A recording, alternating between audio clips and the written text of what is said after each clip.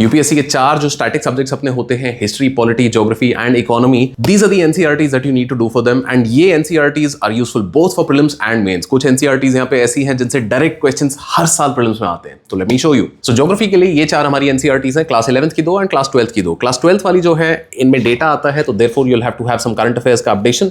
But ये जो class 11th की 2 एनसीईआरटीज हैं, हर साल इन दोनों किताबों से कम 3-4 सवाल डायरेक्ट प्रीलिम्स में आते हैं, सीधा पैसेज उठा के क्वेश्चन आता है। देन इकोनॉमी की अगर बात करी जाए तो there is Indian economic development which is the economic history of India, and then there is macro economics for class 12th। This will give you government budgeting and a lot of formulas in this book, but you can ignore most of those formulas. Concept पे ध्यान देना। Polity की जब हम बात करते हैं तो most important book is Indian constitution at work. Direct questions आते हैं इस किताब से, ऑलमोस्ट हर चैप्टर से more than once questions have been asked. Political theory, not that many questions in prelims, but mains में काफी यूज हो जाती है। And then finally, politics in India since independence. This is more for post-independence history. History में हमें ये old NCERTs करनी है। Old NCERTs, Ancient India by R.S. Sharma, Medieval India by Satish Chandra, and Modern History by Bipin Chandra. इनका old versions नहीं मिलता, तो there are reprints of these that are available on Amazon and Flipkart. Now, इनके अलावा जो नई NCERTs हैं class 12, Themes in Indian History Part 1, Part 2 and Part 3, these are for art and culture.